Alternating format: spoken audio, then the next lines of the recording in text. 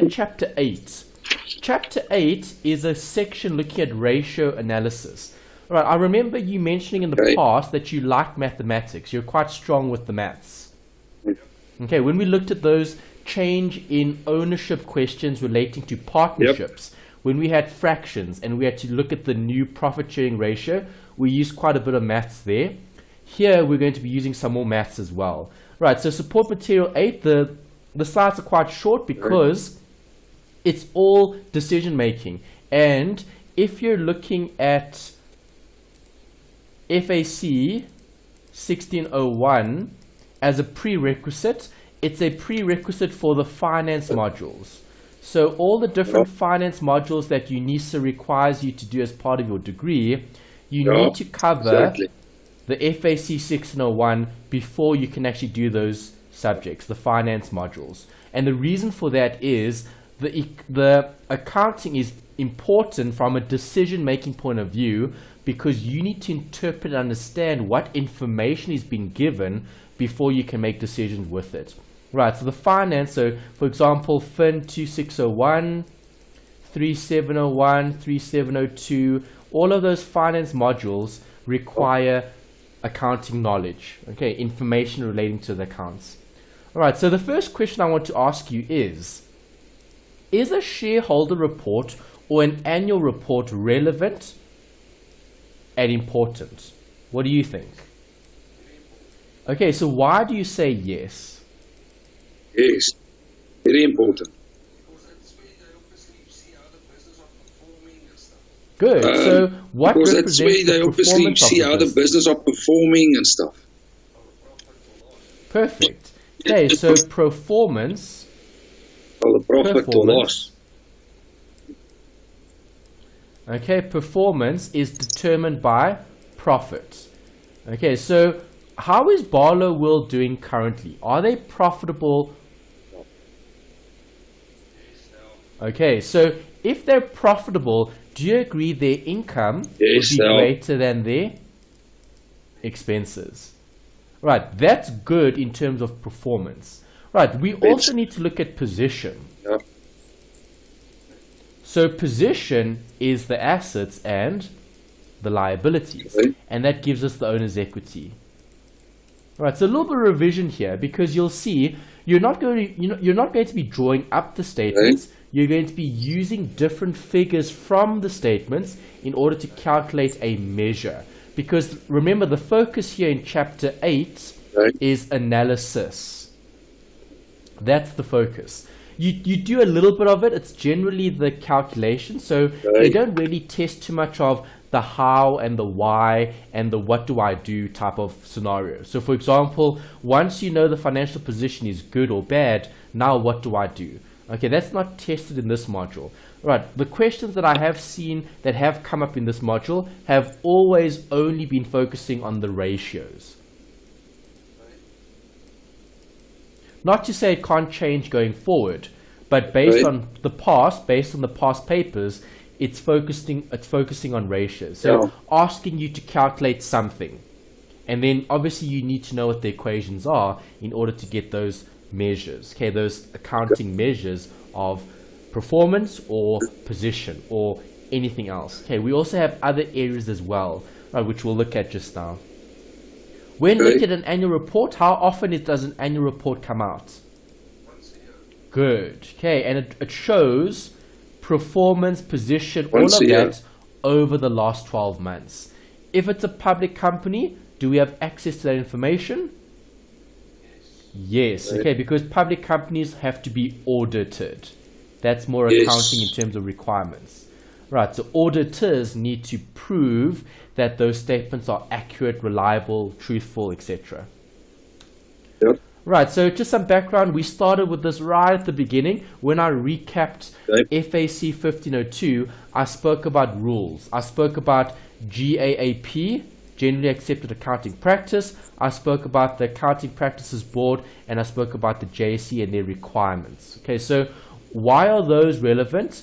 Those are the rules that we need to apply in order to get the statements. Right, we know that international financial reporting standards are the international rules that we follow in terms of generally accepted accounting practice. Okay, GAAP, there's the IFRS.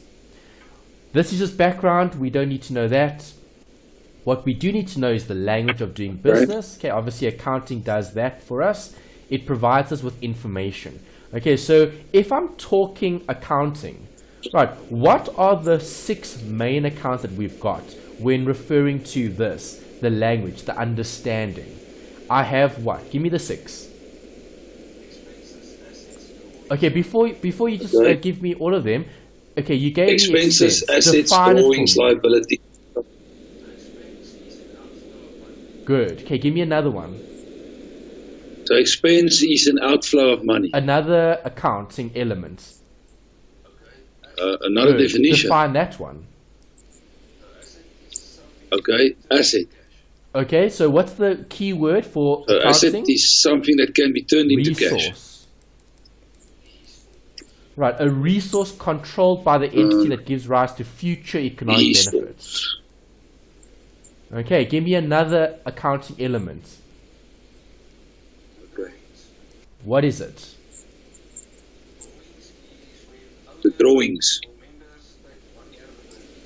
Drawings is when owners or members take money out of the business. Personal use. It must be for their own use. For personal use, yes. What else? Okay. Should I make it for personal use? For personal. Okay, define it. Okay, then we go to the credit side, and the first one there is liabilities. Liabilities is something it's something that we've used that we still have to pay. If there's an obligation, it's the liability. Obligation, yes. Perfect. Define it. Yep. Okay. Income. Good. Inflow that benefit. Is something that we sold stuff and we've got money coming into the business. Inflow. Perfect. Define it. Benefits. The last account is capital. That is perfect. Good. See, that's that great. Is money so that the owners or the members have put into the business. Terms. See, you've got this, the nature of accounting. It's the fundamentals, the basic principles. Okay, you can't go wrong with those rules. Okay, you can't go wrong with those accounting elements. Okay. You then just apply it to different scenarios. Okay, so let me give you a quick spot test. Okay, if I talk about members' contribution, which of the 6 is it? Perfect. If I talk about current account for partner members' A, contribution will be capital. Good. If I talk about retained earnings, what is it? Capital as well. Good. Okay, so do you see how many different types of capital accounts you've looked at now in 1601 compared to 1502? Okay, in FAC 1601, they focus a lot about capital because you've got different forms of ownership. Okay, so when I talk about current account, I'm looking at a partnership. When I talk about members' contribution, I'm looking at a CC. When I talk about retained earnings, it could be a CC or a company. Okay, why is it important to know the language? Because we need to report the information. That's the key. Disclosure. Right, so how do I approach ratio questions in the exam? They're simple, and they'll always be simple. All you need to do is you just need to study the formulae. That's the key. All right, and you don't really have to study the equations because the equations are actually quite easy to remember. We'll look at them just now. I'll take you through the examples and we'll discuss them. Some are very easy to remember, some are more difficult. Okay, just a note here, use the ratios that are in your textbook. Okay, different textbooks give slightly different equations. Okay, and that's why I'm referring to the study guide and I'm not referring to the textbook. Okay, use what's in the study guide because UNISA is going to test you on what's in there. Okay, so in the exam, what do? You write down the equations. There's no trick questions and these are easy marks. You'll see how easy they are when we look at past papers. All I need is a formula. Once I've got the equation, I get full mark for the question. Right, so in the exam, scan the paper, look for ratios, and then write down the formula. Okay. Because we know how easy it is to get full marks if you've got the equation. That's it. With ratios, all you need is the equation. Alright, so let's look at some examples. That wraps up that section. I'm going to close the notes here. And let's look at the study guide. Right, there's the study guide. Study Unit 8 is focusing on this: analysis and interpretation of financial statements. You'll see it's a very short study unit. It's only a few pages long. And they've just given you one example. Right, so when looking at the different ratios, you'll see ratios are broken up into different sections. Okay, so let's discuss this, the exercise. Okay, exercise 8.6. We're looking at analysis and interpretation. They've given you a scenario here.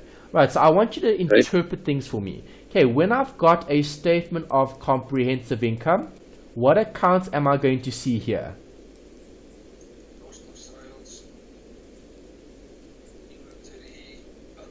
Cost of sales. Okay, they're all what? Income or? Inventory, Expenses. other income. Okay, the only time you see inventory here is when they're using what system? Good. Okay, but normally you don't see inventory here because inventory is an asset.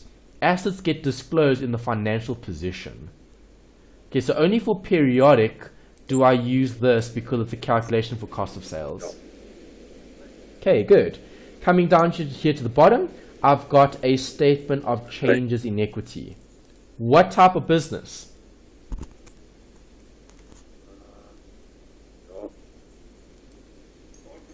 Closed corporation. CC because you've got members. Closed corporation. Okay, members are owners of CCs. Partners are owners of partnerships. Shareholders are owners of companies. And the sole proprietor is the owner of a sole proprietorship. Okay, these accounts are capital accounts. Then we've got financial position. What do we see here? Assets and liabilities. That's the focus. And then obviously this, which is a summary. Equity, liabilities, yeah. Okay, a summary of the statement of comprehensive, not comprehensive income, changes in equity. Okay, remember you reference those amounts that you've got here. There's the one, there's the other, and that gets referenced down there. Are you happy with the disclosure, what they look like? Okay, perfect. Right, then you've got some additional information here. Okay, they tell you credit sales amount to that. Okay, so if it's a credit sale, what do you refer to that as? Credit sales are conducted with who? No, credit sales. Yes, debtors. Okay. With debtors, sorry. Credit sales amounted to that and that for those 2 years. Okay, so you've got last year, you've got this year. All purchases for both years were on credit. Who do you buy from? Okay. Creditors. Okay. Okay, so you sell to your debtors and you buy from your creditors. Okay. Alright, fixed deposit was acquired at Second National Bank at that rate per year. The money is invested for 5 years. A fixed deposit is what type of account? Good. Non-current asset. Very good. Okay. The balance of the trade receivables and payables in the year. Okay, so they've given you the balances for that, the debtors, and for that, the creditors. Okay, then they said the closing balance of inventory on 28 Feb amounts to 63,000. Okay, why do I need that? Because that's disclosure for this year. Okay, it's the closing stock. Pardon? Is that 2 years ago? What is the dates here? Oh, yes, you're right. Sorry about that. Okay, you're right. This was 2015, that was 2014. So they gave you 2013. Okay, so 2013 would have been here. What is it? 63. So then I would have written 63 there. Okay, yeah, you're right. Okay, sorry, I'm thinking 2016, 2015, 2014. Okay, that was actually the year before 2014, close of year 2014. Okay, good. All right, then the required says comment on profitability, liquidity, and solvency. Okay, and they're looking at ratios. Right, there's a formula. Where's the page? No, I don't think they've given you a page here. Okay, so you know what I'll do? I think let me do this. Let me create a summary page for you, and then I'll send it to you as well. This was study unit 8. Okay, so I'm just going to add to my slides, and then I'll send you the updated copy of it. At least then you'll have a summary slide with all the equations. Okay, so all I'm going to do is I'm just going to add a page. Let's do it over here.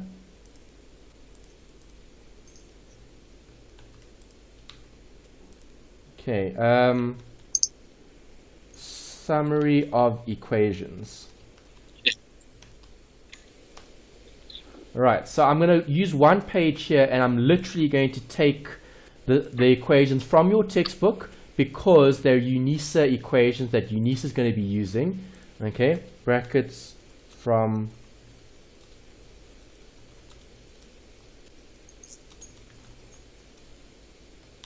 okay, that's what we're going to do. Right, so we'll create a like a formula sheet almost, if you will. Okay, because formulas are important, and in order to get full marks for this section, I just need the equations. Okay. Alright, so let's go to the textbook and let's look at the first one. Okay, so there's return on equity. How do you calculate return on equity? It's profit before tax. Okay, no, I need to erase this. It's profit before tax over your total equity. That's the equation that UNISA has given you here, and that's the equation that they're going to use in your exam. Alright, so return on equity is profit before tax over the total equity. There's one equation. Right, let's write down another equation. Okay, let's... Pardon? But I have to go and fetch that obviously from the info you got. Exactly, yes. Then you're going to have to go and fetch that from the information that would given to you. Pull out the profit before tax and the total equity. Correct. Do you see how easy the section is? Okay, it's not that bad. All you really need to do is reference the correct amounts. Okay, profitability. Right, so this section is profitability.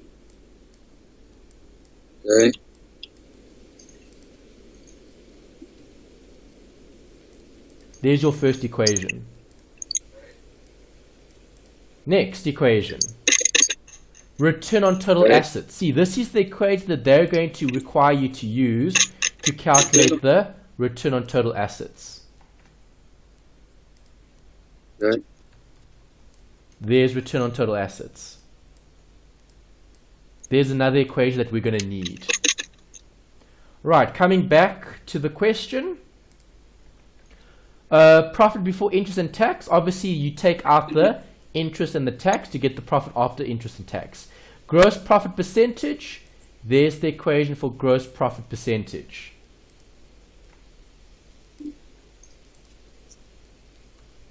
Okay, gross profit percentage. What else do they want? Okay, they want profit margin. Alright, they don't specify what profit though, they just say profit margin. Right, so profit margin, according to the UNISA study guide, means profit before tax over sales. Okay, that profit before tax over sales. That should actually be called operating profit margin. That's what they would refer to it in other textbooks. Okay, but as I said, use what UNISA has given you, because that's how they're going to refer to it in your exam. Okay, next. After profit margin, I've got financial leverage. Okay, so financial leverage is return on equity to return on assets, or return on equity over total assets. So it doesn't matter, it's a ratio or a fraction. Okay, so I'm going to take that. Okay.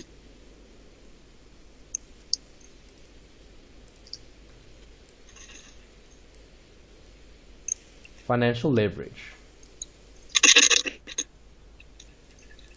Okay, let's go back. Financial leverage we've looked at. Leverage effect. Okay, so leverage effect according to the UNISA study guide is return on equity minus the return on assets. That gives you the leverage effect.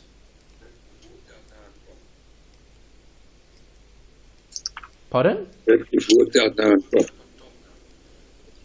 What we worked out on top. No, that's the financial That we've leverage. worked out on top now. Oh, okay, yes. You mean the return on equity out. The return on equity is there, the return on assets is there, and then you'd minus the one from the other, correct? Yeah, that's right. Okay, then we've got liquidity ratios. Okay, so that covers that bit. All right, so let's save that. Okay, so leverage effect. Okay, let me actually redo the leverage effect here, just to make this a bit nicer for you in terms of studying. Okay, so there's the leverage effect. Okay, and leverage effect is the one minus the other. Okay, that's the leverage effect. Alright, so that's profitability.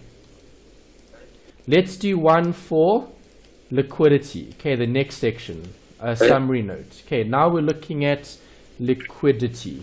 Okay, what does liquidity mean? Liquidity is the ability to meet short-term obligations. Okay, so that's liquidity. Or liquidity, another way of looking at liquidity is assets that can be converted into cash. Okay, so is a house very liquid? No, because it takes time to sell the house. Alright, that's liquidity. It's looking at short-term obligations. Meeting short-term obligations or realizing cash. Alright, so that's what liquidity means. Okay, so let's go to the textbook and let's get the right equations here.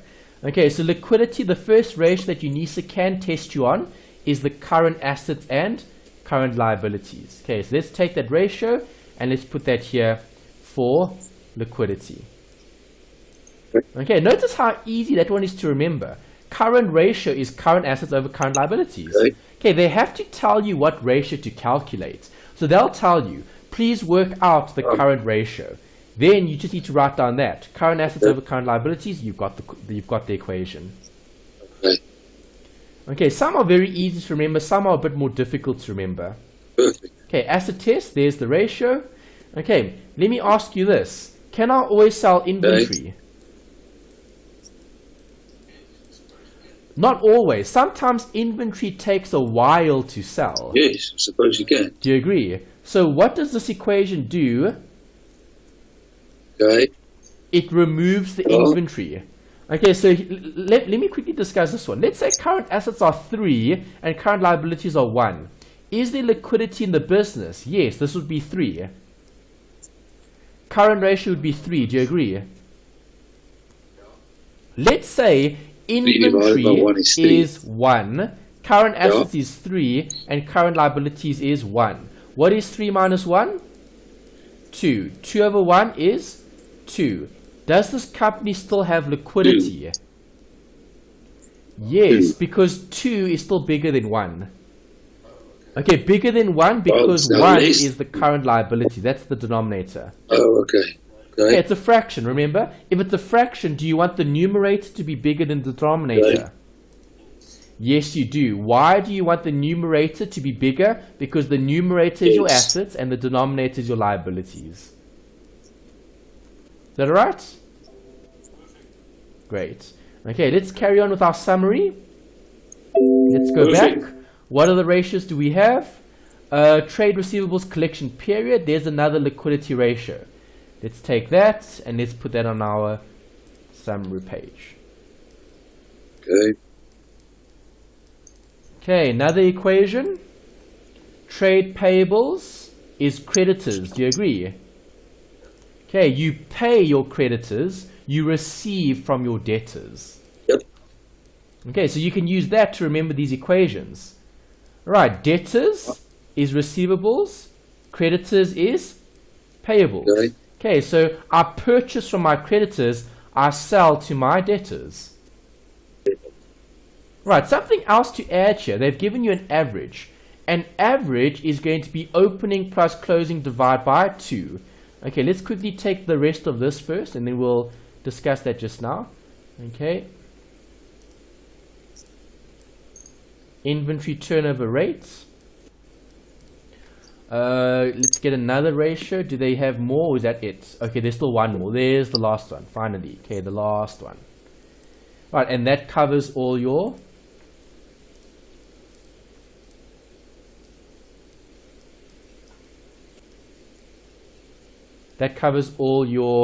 liquidity ratios. All right, I'm just going to put a note here.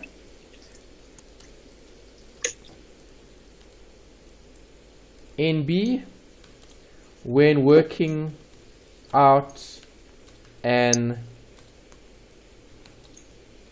average, okay, it's going to be brackets start plus end divide by end divide by 2. Sorry, not divide by end, divide by 2. So it's not a percentage. Divide by 2. Okay, that's an average. Okay, when working out an average, it's always start plus end divide by 2. Okay, start is beginning and end. Okay, so opening balance plus closing balance.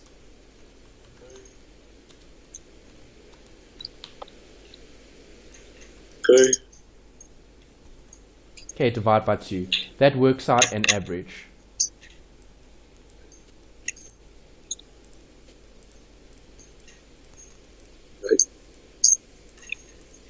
Okay, let's look at the last section, the solvency.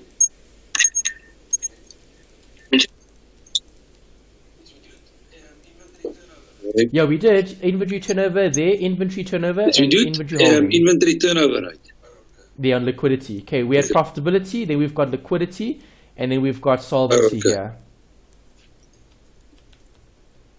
Alright, solvency is looking at, are you insolvent or not? Okay, so what does it mean to be insolvent? Correct. Okay, so solvency is looking at long term. Don't have any money left. Liquidity. Okay, or insolvency / bankruptcy. That's what those ratios are focusing on. Okay. Okay, so that's solvency. Okay. And we need those formulas. Okay, so let's get the equations from the notes. Right, so the first solvency ratio is the debt to equity. UNISA can test you on that. And if they do, you need the right equation. Okay, so the equation here, debt to equity, times interest earned,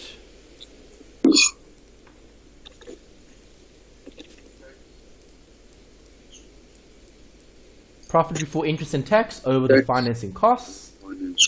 Do they give you any more? That's it. Okay, that's it. There we go. That's the end. Alright, so we've actually covered everything here. Okay, I'm going to quickly take those 2 points and put them over here.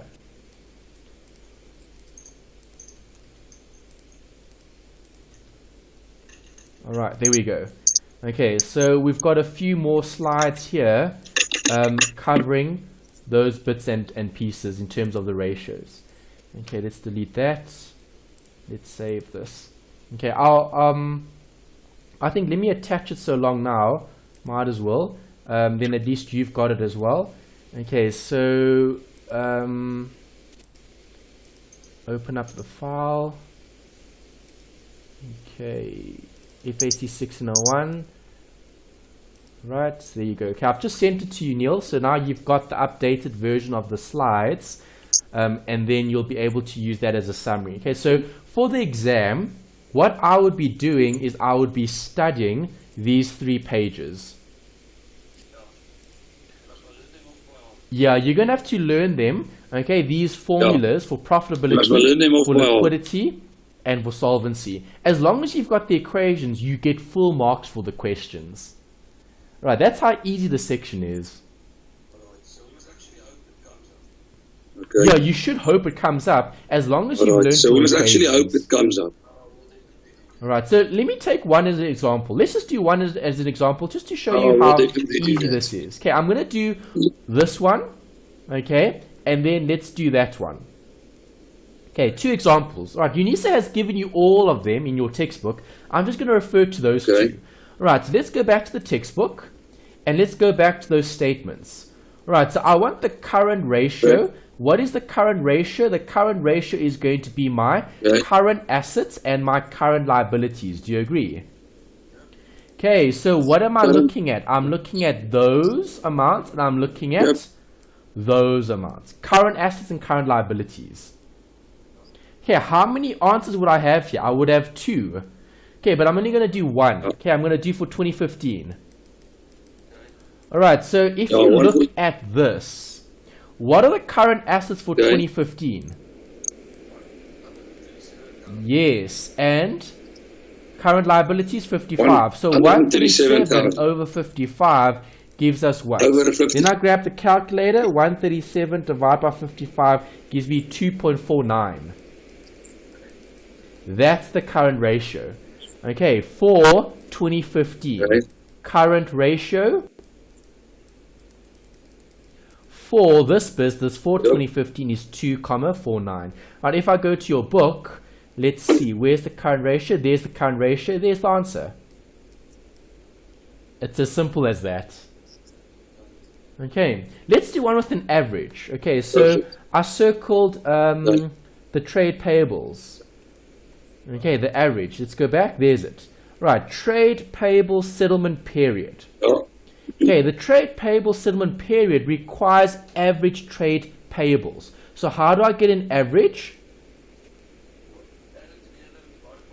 Start plus end divided by 2, correct. Add it together and divide it by 2. Wrong notes. Yeah, start plus end divided by 2. So what is the start? 36,000. Okay, so let's write that down. Open brackets. 36,000. What's the end? 41. Okay, divide by 2. Right, so on my calculator, 36 plus 41 equals 77. 77 divided by 2 is 38,5. Alright, so now you've got 38,5 here, times by 365, divide by the credit purchases. Okay, credit purchases I'm going to need from the question. Okay, the question told me that all the purchases were on credit. Right, so my purchases here, purchases for 2015. Okay. There's my credit purchases, 273. Do you agree? 2015, yes. So right, gives you 51,47. Okay, so 273 gives me an answer of 51, what is it, 474 on my calculator. Right, let's check if we're right. Okay, so if I go and I look at the answer, my trade receivable, where is that? There's it. Okay, yeah, there's it there. 51,47 was correct. Alright, it was the 37.5 divided by that. Okay, I do think they've done a really good job here with the ratios. Right, so compliments to UNISA for a really good study guide chapter here where they've given you detailed workings. They've shown the average and then they've shown the calculation. Right, and that's ratios. All you need is those equations and then you substitute and solve. The difficult part is, are you able to get the correct figures from the information? That's it. That's the hardest part. It's not too difficult at all. Right, and this hardly comes up. No, but right, when we do look at past papers, there aren't many past papers that we can look at that actually give you ratios. All right, but we will look at examples when we get there. Okay. Yes, it's those 3 slides. No, that's They fine. cover I must all just the study ratios those from the 3 textbook. slides. It's as simple as that. Perfect. All right, Neil, any questions? Excellent. Yeah, the cash flows are actually more 100%. important I just need to work on those than cash flows. I'm a little bit worried ratios about those because cash flows. That's a guaranteed question. They're going to give you a cash flow question. This is a question mark. They might or might not test it. Okay, it just depends on what semester you're writing in. No, but I will do that. No, obviously, I understand Yes, that. correct. But I will Yeah, have if to this learn that. comes up, Usually it's this comes 5 up and marks. it's 5 And marks. the longest Five, question I've 3 seen marks, covering this basically. is about 10 marks. That was one of the old past papers. Right, but we'll do those together later on when we get there.